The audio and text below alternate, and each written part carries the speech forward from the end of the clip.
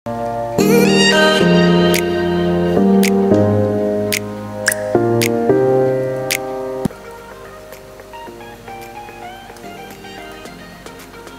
ini kita bincang-bincang santai saja terkait dengan penyebab langsung kecelakaan. Beberapa pendapat penyebab langsung kecelakaan ini bukan sebagai sebuah penyebab. Ini hanya sebuah simptom atau sebuah gejala yang muncul ke permukaan saja. Belum kita sampai kepada penyebab sebenarnya. Penyebab langsung ini adalah penyebab yang dapat kita lihat, dapat kita ketahui dengan menggunakan panca indera kita. Jadi sebagian orang berpendapat memang ini bukan penyebab kecelakaan, tapi ini gejala yang muncul atau simptomnya. Nah, bagaimanakah orang melihat penyebab langsung dari kecelakaan ini? Jadi beberapa pandangan-pandangan yang patut kita diskusikan. Yang pertama adalah pandangan terkait dengan menyatakan bahwa tindakan tidak aman adalah 88%. Ini mulai dari Hendrik tahun 30-an ya. Ini pola pikir yang sangat lama. Kemudian kondisi yang tidak aman 10%, dan 2%-nya adalah disebabkan oleh lain-lainnya. Nah, inilah sebagai penyebab kecelakaan atau penyebab langsung dari sebuah kecelakaan. Jadi melihat satu kejadian dari 100%. Nah, kalau kita melihat dari analisa ini sebenarnya ini lebih melihat sebagai single cause. Jadi penyebab kecelakaan dianggap tunggal, yaitu bisa karena kondisi, bisa karena tindakan tidak aman. Apakah faktanya seperti itu? Nah, oleh karena itu pandangan berubah ya. Sebagian masih mencantumkan seperti Hendrik tahun 30-an, tapi sekarang ada yang melihat bahwa penyebaban itu bukan penyebab tunggal. Ya, penyebab kecelakaan karena tindakan tidak aman itu 87%. Penyebab kecelakaan karena tindakan tidak aman 87%. Kondisi tidak aman adalah 78%. Artinya, dalam satu kejadian, insiden atau kejadian kecelakaan itu bisa saja tindakan tidak amannya juga ada, kondisi tidak amannya ada. Nah, satu kejadian bisa jadi dua sebab dari tindakan dan kondisi.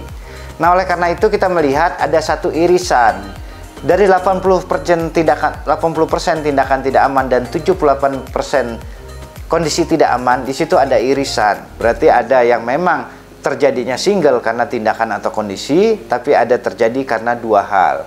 Nah, ini juga disampaikan oleh NSC ya, National Safety Council tahun 2020 ya, terkait dengan pandangan multi cause. Jadi penyebab kecelakaan itu bukan penyebab tunggal tapi banyak sebab atau sebab ganda.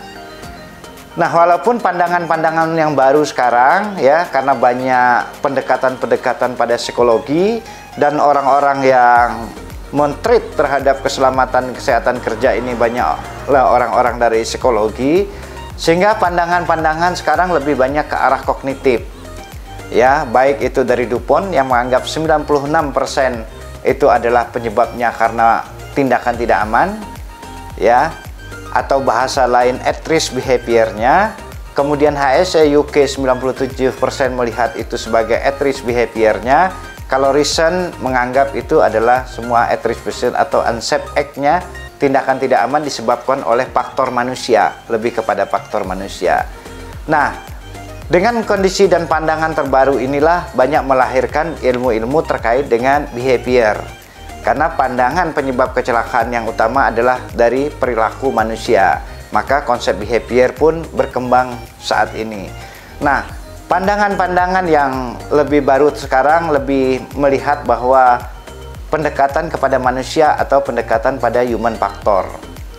Aspek manusia menjadi faktor yang utama di dalam keselamatan dan kesehatan kerja. Sahabat bisnis manajemen, apakah kita menggunakan pemikiran dan menyampaikan statistik dengan single cause? Ya, sehingga dianggap 100%.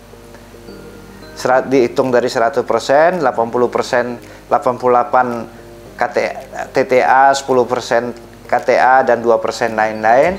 Ataukah kita memandang itu sebagai sebuah multi cause?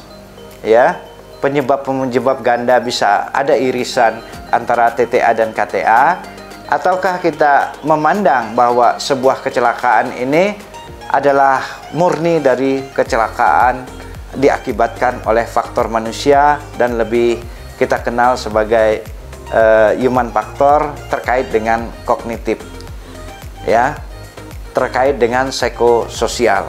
Nah, inilah penyebab-penyebab langsung dari sebuah kecelakaan yang nanti pada video-video berikutnya kita akan coba menyampaikan penyebab-penyebab yang sebenarnya atau penyebab-penyebab yang lebih mendasar atau sebab-sebab dasar yang mendorong penyebab langsung ini terjadi atau layer-layersnya yang membuat penyebab langsung ini terjadi. Semoga video ini bermanfaat. Jangan lupa subscribe, bunyikan loncengnya, like, dan bagikan kepada teman-teman kita yang membutuhkan. Sampai jumpa pada video-video berikutnya. Semangat pagi!